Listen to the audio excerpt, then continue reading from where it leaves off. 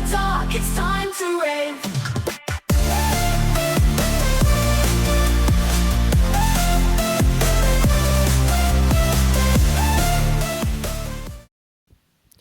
Good day, ladies and gentlemen, and welcome to an episode of Book Reviews and Interviews on the ETVT podcast.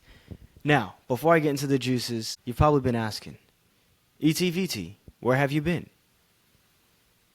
And actually, you most likely have not been wondering that question, but I'm going to answer it anyway. I originally wanted to have some serious upgrades to this podcast, new cameras, new lights, new microphones, but as you guys can see, the only major upgrade I have had so far was this cool background.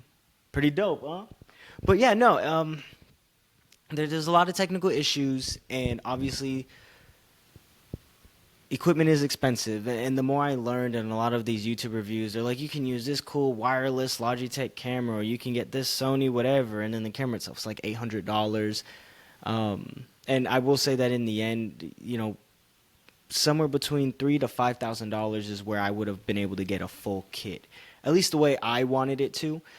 So I'm working on that, and obviously lives, and you have a lot more responsibilities.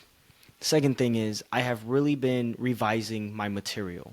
If you notice in my opening, I said book reviews and interviews. That's going to be the main theme of this podcast now. I want out of the personal opinions on politics and me trying to fix the world. I'm not a psychologist. I'm not a Jordan Peterson. Despite the amount of books I read on these subjects, I've noticed that in terms of context, that can be a very tricky thing. So I want to have more fun. I want to be more artistic. I want to be more creative. And I want to have a good time. So allow me to introduce my guest, Mr. F. Scott Fitzgerald, who is currently in the grave, but we are going to speak on his behalf today. Oh, yeah, see, I got a cool roller chair. Woo! So I'm going to be rolling around just a little bit. Oh, snap. Let's be careful. So the book I want to review today is The Beautiful and the Damned, or The Beautiful and Damned. And I actually finished this book months ago. Never got around to it. By the way, shout out to Canon, because when I was ready to record this episode, you guys have upgraded your software, the EOS Utility Pro, and all of a sudden my camera stopped working. I have gotten 4 different USB-C and USB-C to USB cords. It did not work, and even to this day, after the second upgrade or update to your software, now I can finally do the automated video option, the HD, but I can't do anything manual. So I will get a new camera eventually, and I will figure all this stuff out. But The Beautiful and the Damned. The Beautiful and Damned by F. Scott Fitzgerald. On the back here, it says, life plays the same lovely and agonizing joke on all of us. Now, who you see on these covers, both front and back, I assume to be Anthony Patch and Gloria Patch, who was originally Gloria Gilbert, I believe. Now, a little backstory, and I actually took notes because I wanted to make this more organized. Anthony Patch is a young man who was a Harvard graduate, and I believe he had something to do with literature and English. A wise fella, a very fancy fella, and he's a young man who indulges in a luxurious life. You know, he has an apartment on one of the New York streets. Well, it does end up being multiple apartments, but the first one, Mr. F. Scott Fitzgerald lays out an amazing... Let me see if I can put this like up here in a way where we can... Yeah, you see that? Look at that. Oh, by the way, check out my copy of The Hobbit down here, limited edition. Shout out to Blue Apple Books. Oh my goodness. I need to, as I do this more, I will keep mentioning Blue Apple Books because I'm trying to get back in the game. But listen, local libraries, where it's at. Anyway, let's continue. Blue Apple Books. I got you. All right. So, F. Scott Fitzgerald really lays out the setting in the first few chapters on top of the backstories of the protagonist. Because as the book goes on, you have to keep up with the development of the characters. And in order to do that, F. Scott Fitzgerald lays down a strong foundation. He talks about Anthony Patch's father and then his grandfather, and it kind of goes down like a brief version of the family tree, but the most important person you want to pay attention to is his grandfather, Adam Patch. So Anthony Patch is the main character. Gloria does come into the book eventually and becomes one of the most important main characters. One of the most important main characters. But and they have friends, and Gloria's actually introduced by one of her cousins, who I believe this would be Richard Dick Caramel or Dick Noble. Yeah, I believe it's Dick Caramel. Dick Caramel and Maury Noble are actually friends of Anthony's that are introduced before Gloria, and they're all Harvard graduates. Mr. Caramel actually is in the works of writing his book when you first meet, and eventually publishes it, and it does become successful, and you briefly kind of get hints of his future struggles in maintaining his career as a writer, but he's not much of a focus. This brings me to my first point. The thing about this book is it really brings out life and similarities, especially when it comes down to culture, right? Because what was difficult for me when reading this book was I didn't feel like I was escaping reality. I really didn't. I felt like I was reading the story of a person who is going through an average experience. And I grew very annoyed with the main character, Anthony Patch, because I felt like he was very entitled. One of the biggest problems for Anthony, and towards the end of the book he tries to fix it, and it's an absolute catastrophe, but he's a trust fund kid. He's a very spoiled, entitled trust fund kid who is also intelligent in literature. But one of the biggest struggles Anthony has throughout the book is he doesn't feel like he feels like he's above working an average man job. On top of that, you have Gloria, who is a young, beautiful lady. And throughout the whole book, her biggest fear is aging. And Gloria has, these monologues of some type, and I don't know if that's the right term to use in writing, but what I like about I'm just going to call him Mr. Fitzgerald. What I like about Mr. Fitzgerald's approach is he really dives deep in the emotional being of the characters. And I feel like when somebody writes a book like this, they really have to learn to understand and really dive into the emotional integrity and well-being and struggles of other human beings. So it really doesn't feel like one person wrote this book. The things that Gloria goes through, that all the characters go through, but I'm separating male and female here because Gloria is a very feministic creature, if that's the right word to use. She just wants to be beautiful. She wants to take advantage of men's desperation over her, and she wants her skin to stay as smooth and wrinkle-free as possible. And as she jumps from 20 to 25 to 30 and stuff, you see her continuously freak out. Well, because she can't physically beat the power of time, and eventually she ends up having regrets as a woman, like, oh, maybe if I didn't do this when I was younger, or I did this better. And she's real picky with what she eats, and eventually she starts eating a little better, but I think her thing was like tomato sandwiches and some weird stuff, and she was very picky. It's weird because Anthony and Gloria were both entitled in their own ways, and the way they fell in love was kind of awkward. It was different to me. And this is what I like about books. To me, the love between Anthony Patch and Gloria really felt forced. But here was the difficult part about reading a book such as this one, is it was so relatable. And what's amazing to me is that this book was published in, let me get an exact date for you because it's right here in the front of the book.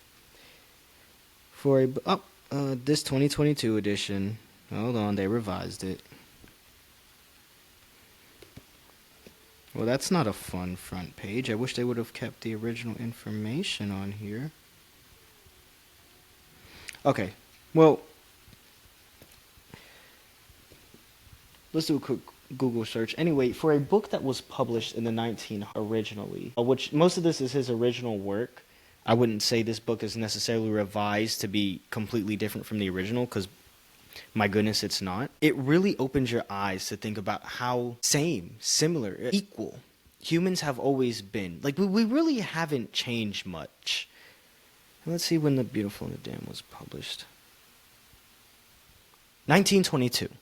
And actually, here's a picture of Mr. Fitzgerald and out of focus. Can I fix that? Maybe from a distance it'll look better. I don't know if it didn't. I'm sorry, but you can always Google it. Google their life stories too. Mr. Fitzgerald and his wife Zelda's story is actually really tragic, but I'll go into that here at the end. But for a book published in 1922, it's amazing to me how humanity just hasn't changed. And I've said this before in previous podcasts, as technology evolves, humans always remain the same. And I think that's why we relate so much to things like the Holy Bible, like the Quran, books on history, King of Paris. I have so many books here. What's fascinating to me, especially when it comes down to things like psychology or just, historical writings, is we relate and we feel things so deeply. And I think that human nature can be boiled down to just a few roots, be it materialism, evil, love, art, creativity. In a way, it's all the same. And different cultures have just tried to show it different ways. But at the end of the day, a human still remains a human. So that's what was hard about reading this book is I have my opinions on things that I'm reading, but then I'm like, I get it, or I've experienced it. And it makes you start asking questions about your own life that you don't really want to ask, despite the fact that I have had a life completely different from Anthony Patch's and from Gloria's and from Dick Noble and Murray and all their friends. But it is a good read, but if you're not into books like that, I wouldn't recommend it, and it could be a little slow. And while we're on that topic, on the nature of the way the book is written, it is also written with a 1922 vocabulary.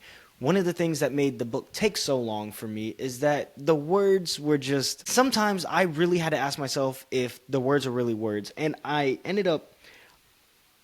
I believe I had about 130 to 150 new vocabulary words. But I did something with my phone and deleted 2 years' worth of photos and completely lost that album.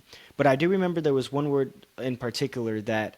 When I Googled it, it specifically said that it was only quoted in The Beautiful and Damned. And it was something of a funny religious belief or a certain religious belief that Mr. Fitzgerald had coined his own term for.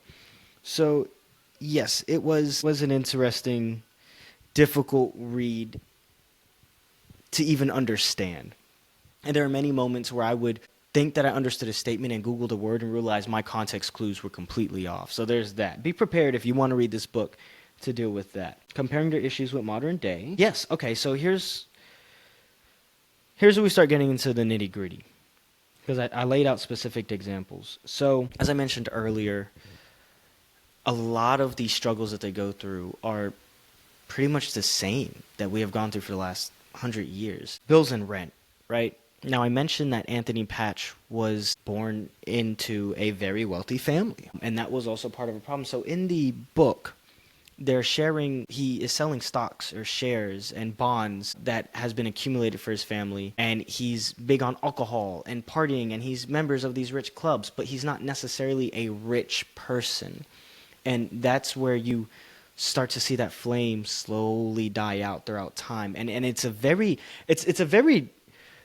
difficult thing to see, because you see a person with so much potential just falling into all of these terrible situations. And I will say, I'm not going to say what happens at the end of the book, but you read and you see the bust. And the ending, I will tell you, the ending is worth it. It can be a little underwhelming,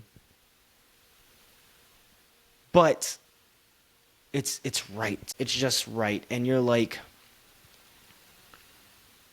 It's just an ending you have to experience for yourself. It's a unique one. It's not like The Great Gatsby, where and I forget the name of the lady. I apologize because I haven't read that since high school. But what I do remember was the woman just went with the rich guy after she loved the guy Gatsby, who was portrayed by Leonardo DiCaprio in the movie. But the whole thing with me is, the guy loses his love, does everything in the world, becomes one of the most important people in the world. The woman then loves him, or... You think she loves him, and then Gatsby is killed, and the woman just goes with the rich guy, and it's like Gatsby never existed. And I think that for a lot of people, especially men, that left the mark of, what is my importance? How, do people ever actually care besides what I have or what I have to offer? And obviously it goes deeper in that, but this book review is not about The Great Gatsby. But what I'm saying is, the ending in Beautiful and Damned is not as clear as that. And I even had to Google to see what other people were talking about it in articles or Reddit posts or whatever, because I wanted to see if we were on the same page. And in a way we were, yes, but everybody believes different reasons for how things got there. But it's a huge bust, and yes, you do see that flame slowly burn. So bills and rent, right? In the beginning, Anthony has it under control. He graduated Harvard. He's on top of the world. He's a young, somewhat handsome man with a great brain and potential, which apparently women love potential. And he loves his apartment. He is living the life. It is when he finally wants to do things like have a family, for example. Here's the thing. When Anthony and Gloria get married, that is two materialistic, very egotistical and power-hungry people that get together. Anthony, not so power-hungry. Gloria was very big on proving herself as a woman 24/7. So she does end up having a lot of side projects. She does end up talking about a lot of drama. At one point, she tries to become a famous actress. But I will say her career is put on hold by Anthony's jealousy. And that is one of the things when Gloria reaches 30 that she starts to kind of regret. And she tries, and it's a big bust. And I'm telling you, the book is very heavy on the heart because it's so real. It's so real in Fitzgerald really pointing out a lot of the negative and difficult trials in life. The biggest one being regret. So bills and rent. Throughout this whole thing, Anthony wants to provide for Gloria and do things like get a car and get a house and blah, blah, blah. Well, when you don't have a residual income, money goes quick. On top of, wanting to be a member of all the rich clubs and doing all the partying, and they party hard throughout the book, and they get all the expensive alcohols, and Anthony wants to be, glorious and come off as really, I think, glamorous in front of his friends, and he pays for their foods and the nights out, and people think that Anthony is rich, but nobody knows that Anthony is slowly deteriorating. And when I say it's a slow burn, I mean it's a slow burn. Reading the book just feels like this, and I thought this was going to be a fancy, luxurious read. It's not. It is by far that. So don't be fooled by the cover. Political turmoil. This was one of my favorite ones. It's 1922. You have the Great Depression. You have all these hibbity-hooblas. And it's weird because there's arguments between, this person's communism, this person's not, this is Democrat, this is whatever. It doesn't necessarily go into details about what's going on at the time, but what it does do is you see the effects of the political turmoil through the characters that F. Scott Fitzgerald has written about. Prime example. There is a maid at one point named Tana, who's Japanese, and Mr. Fitzgerald lays out, reasons why, and you as the reader might end up believing it eventually, Tana might just be a spy. So there were, little political things thrown in there and talks about the war, and I will say at one point in the book, Anthony does end up going into the service, and that wants to bring me to my next point is, I did not know that Mr. Fitzgerald I believe he was a lieutenant in the military. I had seen it in one of his autobiographies. Oh, I'm sorry, not autobiographies by far. I have seen it in a documentary that was made about him, and you can look it up yourself, but this is where he writes to Zelda, love of his life, and he's going through these things, but you can tell that he really took that experience of what he learned about the Army and put it into this book. And what's crazy is in many ways, the Army has not changed. The nature of the organization, because that's what it is at the end of the day, has not changed. So there's a lot of two-faced, it doesn't make sense. At one point, Anthony tries to become an officer, but they say, you can't join the military because you have this issue. But then he's forced to enlist. And eventually, when he gets his checkup in the beginning, like we all do, it's called MEPS. They're like, oh, no, that's not a problem. So it's okay for them to screw him over, whatever, but when it works, when Anthony could have gotten at his benefit at a rank that he felt like fits him, he couldn't. He wasn't allowed to, and they were not going to offer him anything extra. But when the Army needed him, it didn't matter at all. They're like, you're going to do this no matter what. And no matter what we said in the past, we will go back on our word because we freaking can. So, and that part of the book was honestly one of the most craziest parts to read because there's a lot that happens as he's stationed there. And long story short, Mr. Fitzgerald does point out that there were a lot of people who obviously aren't talked about. And I have this feeling too is, I felt like in the military, we're going off of history, right? A majority of us guys who went in, yes, we deployed. Yes, some of us went to combat zones.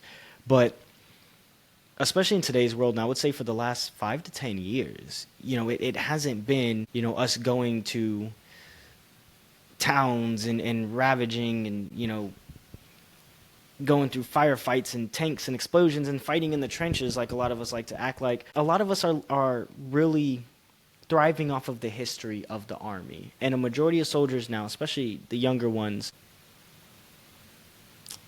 we're not doing all that. So there's like a full of shit, fallacy that goes on, and a lot of people are starting to catch on now because a lot of these kids come out the same person that they were, losers and whatnot. So that was the best way that I could really put it, at least right now. It also kind of reminds me of that movie Jarhead, where Jarhead really shows the other struggles of being in the military without necessarily seeing combat. And so that's that. Another thing I want to point out is a lot of people, like in the book, when they deploy, they're partying, they're meeting girls, or they're doing whatever. They don't necessarily go to war, right? So that's another thing to consider, and that's one of the parts that you see in the book. I mean, he does, without having to specifically say it or solely focus on that, he really shines a different nature on especially the Army as an organization, and shows more truth about what it is for most people, and not just all the main parts and juices that history points out to us. The rebellious nature of the youth and laziness/entitlement, I have already talked about that. That note was mainly about Anthony Patch. Promiscuity and nightlife taking priorities. Yes, that is a serious part of the book. And let me emphasize that, actually. I am going to make sure you guys understand the importance of the nightlife and alcoholism, because this was one of the downfalls of Mr. Fitzgerald. Just please read a documentary and his issues about alcoholism, and both tragic endings on him and his wife's behalf. I mean, it's an insane story within itself. When I read the biography of Mr. Fitzgerald in 10th grade, when my AP history teacher had given me that copy, I wish I could find it again, but I know it didn't talk a lot about that stuff. I just remember reading about his wife Zelda, really diving into ballet and the arts, and she ended up having bipolarism and a lot of mental disorders, and I think at one point they put her in an asylum. So yeah, it's just stuff like that. The story is in. Now, personal relations, and this is the last topic when it comes down to this book review. It looks like I highlighted something on page 237, so let me go back and see what that was about. Yeah, I took a lot of notes, a lot of highlights, a lot of folds, but months later, I am not as prepared for this book review as I was before.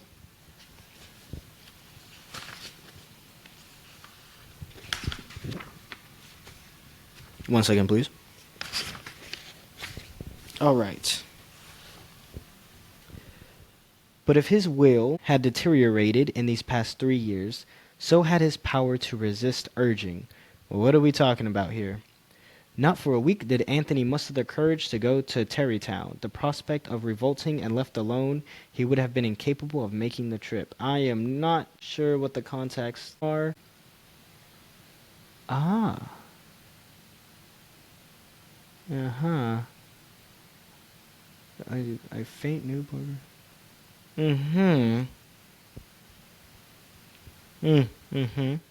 Okay, here we are. This is a panic.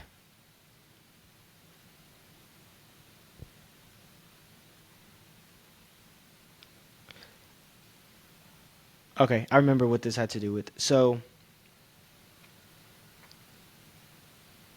Yeah. So this was the part where Adam Patch. So at one part of the book, there is a situation with. So here's the thing with Anthony. Anthony Patch, who. Uh-oh. Guess I didn't like that. All right. Anthony Patch relies on his family's richness, right? He is a trust fund baby. He does not have a developed work ethic. He doesn't understand certain struggles.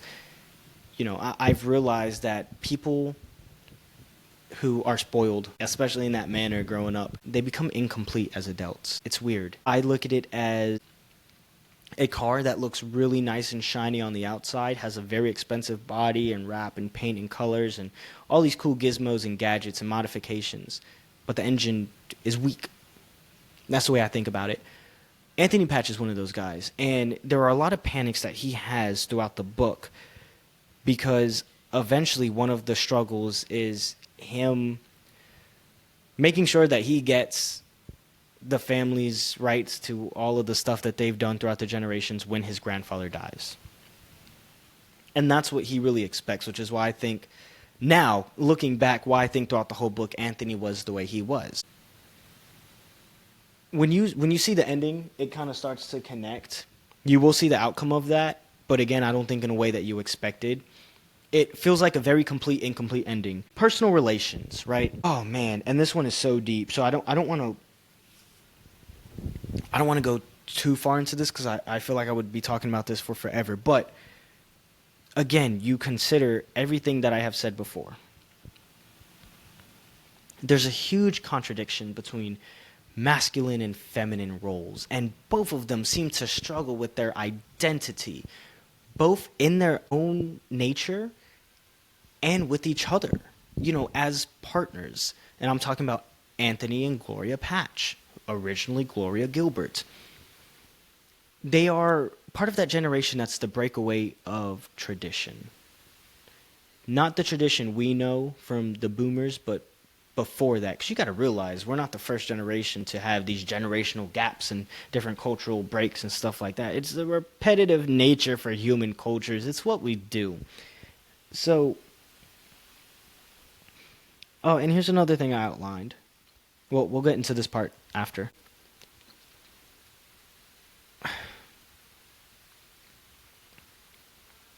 It doesn't even stop there. The personal relations becomes an issue amongst friends, amongst family. Anthony is he's jealous. He is jealous of people who have built things, and I don't want to say too much for the sake of saying, taking the whole point of the book away or giving too many details to where you kind of already know what to expect. But there are numerous characters who come and go. And Anthony is one of those guys who gets really jealous, who gets really defensive when a man who has built his foundation from scratch and has become successful in his own right approaches Gloria. Because Anthony internally realizes that. And as most of us know, things like that do cause issues, whether you want to call it, what's the term?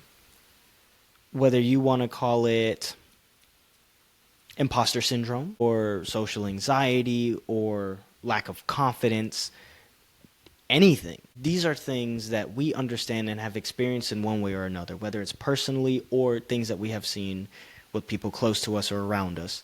So personal relations is huge in this book, but not in the way you would necessarily want it to be. I also have here page 273. And I think this will be my last quote from the book before we close it out. It looks like I made this point into explaining Fitzgerald's understanding of the nature of the army as an organization. He had become a coward in earnest, completely the slave of 100 disordered and prowling thoughts, which were released by the collapse of the authentic devotion to Gloria that had been the chief jailer of his insufficiency. And there's also a quote, "The army does not build gentlemen, just mentally broken soldiers who are then put back into societies." Wow. Yeah, I forgot how powerful this was. And actually on this page too, this is a discussion about a certain affair. So this still does go along the lines of personal relations, and I see why I put the note where I put the note now. Because when Anthony Patch does deploy as an enlisted soldier, which is another thing too, he goes to the part where in order to keep him in to boost their numbers, they give him the same speech that they give everyone else. Oh, you can be so successful and you're such an excellent soldier, and I see you being command sergeant major, first sergeant, whatever, worthy. And it was weird to me, especially being in, because I felt like everybody was trying to play the same game and nobody really necessarily cared about you. And to be honest with you, it does not take an intelligent person to succeed in the military, especially when it comes down to being an enlisted soldier in the army. They try to make you feel that way because it's a manipulative tactic to make sure that they don't have to replace you, which you are more than easily replaceable in that organization because you are given a minimum amount of responsibility when compared to civilians who are actually the ones that build and really develop the system. It's kind of like the ice cream machine, at McDonald's. We don't get paid to build the ice cream machine, and quite frankly, they don't get paid to build the ice cream machine. They also don't get paid to fix it. The real people that are making the money and have the understanding and knowledge of that system are the people that work for the company, the contractor who made it. So maybe that was a poor example, I don't know. But Mr. Fitzgerald does such an excellent job at outlining the personal issues outside of just going to war and having firefights and stuff of joining the military. Because I cannot deny that it is still challenging. It is very challenging. The mental part is what hits people the most, especially like, the big guys who are so disciplined and great. And size doesn't matter. When you are taken away from your family, from your loved ones, constantly, it has to humble you. That is honestly one of my favorite parts about the Army, but it is reversed really fast, especially when you do throw people back out to society. But you have to humble yourself. When you first join, you are reminded that you're all human, you're all just peasants at the end of the day, privates with no rank. You actually don't get to go in with your rank, at least you couldn't when I went in. So nobody knew who was an E3, E2, or E1. We were all what they called fuzzies. And that's also the point of cutting your hair, right? Is you're not supposed to be special. You're not supposed to be smarter than anyone. You have to learn how to work as a team. And one of the main reasons why you're supposed to be broken down, at least back in the day you were, is because you have to realize that you're nothing. You're worthless at the end of the day. So it can become hard to regain that confidence and to, have your confidence as a partner, love, whatever, when you do it again.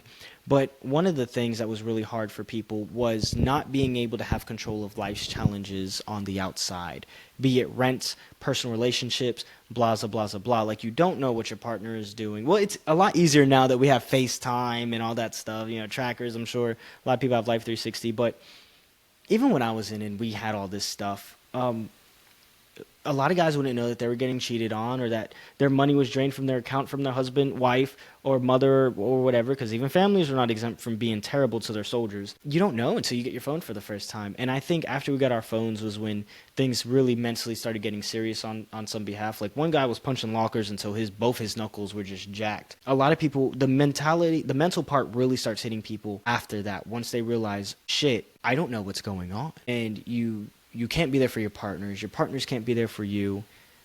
And I feel like people who haven't experienced that will say, oh, so, don't be a little bitch. But no, nobody. I have not met a single person that was exempt from that. And it even got worse for some of us when, we deployed. I don't care what anybody says. That is one of the sneakiest challenges that will challenge every single person.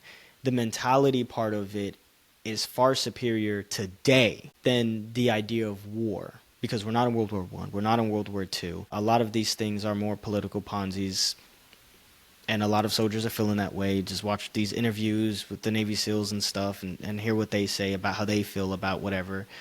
Very interesting stuff. But to me, it's the fact that in this book, Fitzgerald outlines the same points that I have made in the past, or that I've seen other people made, and challenges that we have all gone through today. So I think it's mind-boggling. And to close this out, I think that people take advantage of the fact that we have so much work throughout, time. Actually, I have my Bible over there. I was reading it earlier just so that you guys, excuse my butt, just so you guys don't think I'm lying. I have my Bible here, getting ready to go to church tomorrow. I actually have this book, The King of Paris, which is an autobiography on Mr. Dumas. This was published in, oh wow, look at this, 1956. All right, so not as old. But this book right here, when I can find it, where did I put it? I have a book called Man's Search for Meaning that I put somewhere here, and it's really hard right now, and I don't have right here, by Mr. Viktor E. Frankl. I believe that's Dr. Frankl, who was a survivor of the Holocaust. So when you read these books of people throughout unbelievable experiences in different times, it's so taken advantage of how amazing that wisdom is. But also, I wish people understood more that humans do not change. The fact that you can read these books and relate and understand to people who have lived lives completely different from you is crazy. And by the way, The Beautiful and Damned, I should have mentioned earlier, it is a fictional book. but it's a fictional book that is written from the realities in life. That is the type of writer that Fitzgerald was. Same thing with The Great Gatsby. I do have a novel, actually right here, a novel by Zelda Fitzgerald. But I haven't read that because this right here, okay, all right, all gloves off. You want to hear the truth? I was smoking a cigar when I finished the book outside, and it messed me up mentally. I came upstairs, and I was emotional. There, I said it. As a man, I said it. I was emotional. I was crying, and I was just trying to figure out, like, what is life? What is life? And if you can't handle a book doing that to you, don't read it. Fine. Stick with, I'm sorry, I have my ACOTAR collection over there. Stick with ACOTAR. Stick with fantasy. Stick with My Demon Valentine, which, by the way, they're all great books. You know, stick with science, sci-fi novels, Alice in Wonderland. Stick with stuff like that. There's nothing wrong with that.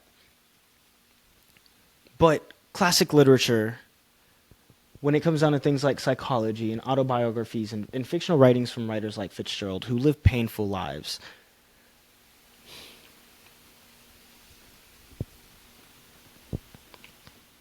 they do something to you. They do. And it's different for everybody, and that's the beautiful thing of it. I wish I could have more in-person conversations about these types of things because it's amazing. It's amazing because it's painful, it's scary, it makes you ask questions you don't want to, it makes you feel things that you maybe didn't want to be revived, or it makes you, it forces you to be more empathetic because you have to be. You have to be to understand the nature of the characters or where the author is even coming from.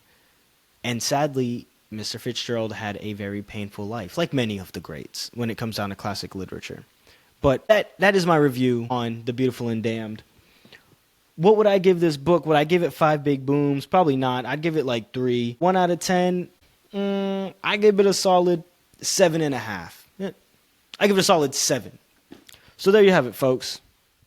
The Beautiful and Damned. And my out-of-focus camera, where I also haven't mirrored it. If I know you personally and you want this copy, just go ahead and ask me for it. I'll let you have it. But you can buy it on Amazon and... Books A Million. No, I'm sorry. No, Barnes & Noble. Probably Books A Million too. But I got this copy from Barnes & Noble online, along with a novel of Zelda Fitzgerald. So I will say I did buy these books, this collection, because, but bought them together because there was a big sale on F. Scott Fitzgerald's birthday. So I was really excited, and it ruined me. So that's that. Yeah, if you have any requests on interviews you'd like to see next, let me know. Otherwise, I will be the one choosing. And yeah, welcome to the podcast. Again, part 2. It's going to get better, just like I've been saying for a year and a half. It will. But give me time. Okay, see you guys later. ETBT coming from the heart. Hot waves crash like a tidal wave. Jump into the dark, it's time to rave.